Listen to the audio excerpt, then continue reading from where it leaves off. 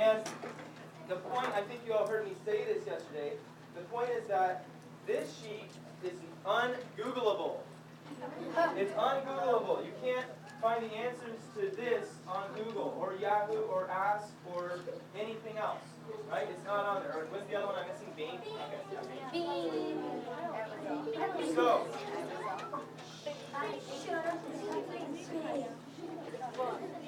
there, two. There. So the point is that first what we need to do is we need to build that understanding. And part of that comes from our inquiries into over there that you have that are posted in our rooms and in the lab. Part of it comes from the questions that you asked on Tuesday and the questions that arise from answering those questions. And once you acquire the understanding, then you can fill out your CQA. Thank you, Haley, for letting me borrow that. So I hope that's clear. Now, I talked to Herr Kramer and I said, Herr Kramer, help me out. I'm troubled by the fact that so many of the students are so obsessed with filling out their CQA, but they don't have the understanding, Herr Kramer. They don't have the understanding. And Herr Kramer had a brilliant idea, as he often does. He said, you know, I think next year we should have our students, before they do the CQA, we should have them do a mind map. And I thought, oh, Herr Kramer, why did I come to you earlier? Next year we'll do a mind map, and that will fix the problem, or at least help, right? Because the mind map, what we'll do is we'll have our big topic in the middle, each student's subtopic down below, the questions they're asking, the questions answered and what they found, the questions that arose from those answers, and all their sources. It'll be beautiful and colorful, and we'll be able to print it out at the end and put it on their trifold board. And as I was going to bed last night, I thought, wait a minute, why don't we do that this year? It's not too late, it's just the first week. So I woke up, and at 11:30 last night, I wrote an email to everybody, and I said, I really want to do this today, so I'm going to show you how to do your mind map. And the best part is it's in Google Docs, so it's super easy. So, so here's how you're going to do it. You're going to log into your AEA students docs, and you're going to click Create New, and you're going to create a new drawing. This is a new feature. It came out in the last 30 days. So you're going to create a new drawing. And what we can do if we want to make it bigger or smaller, can everybody see? You need to get to a place you can see. I'll give you 5 seconds to find somewhere where you can see. 4, 3, 2, 1. Air 4, Air 3, Air 2. Good job, 5th grade. Okay. Now, you can see that it gives you this canvas here. You can resize the canvas in the corner. You can make it smaller. Oops, I'm sorry. You can make it bigger. There we go. But what we want to do is we want to make it really big. So I'm going to change the zoom to like 50% and then make it a lot bigger so we have a lot more room to work with here. There we go. And I can keep making it bigger like this. There we go. Let's get rid of that.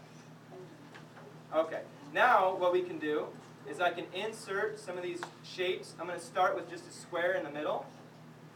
And let's say Herr Kramer and I, we're working on C invertebrates. Now to type in your box, you double click on the box. There we go. And I'm going to type C invertebrates. Invertebrates. There we go. And I don't think that's actually how you spell it. But now, let's say I am doing threats to C invertebrates. So I want to make another little bubble. I'm going to use this kind of rounded bubble here.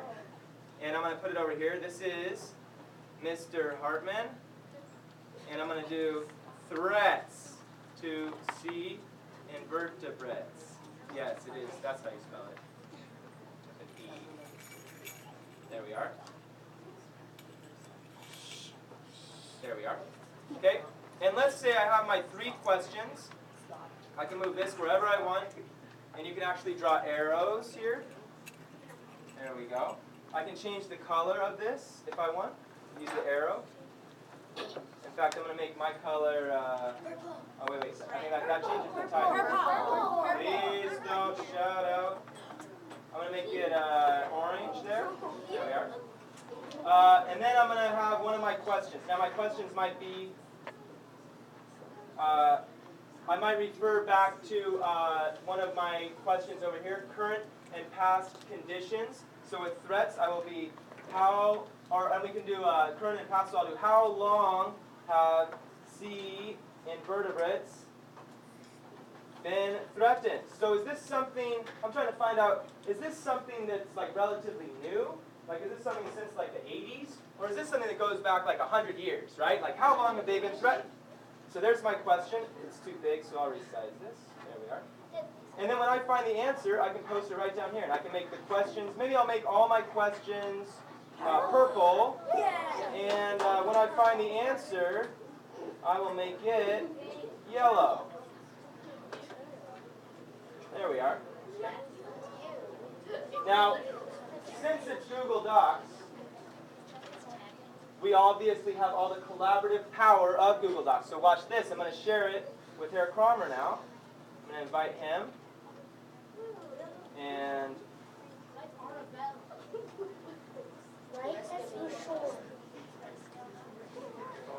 there we are. And Peter, if you click refresh, you should see it pop up under all items. And then click all items and it should show up there. There it is, untitled drawing. So he's going to open it now. And then watch how quickly this works. Herr Kramer, why don't you add your subtopic, which is endangered sea invertebrates. So he's going to choose his shape. There we are. And he's going to add it. Watch it pop up on my screen. Boom. Right there.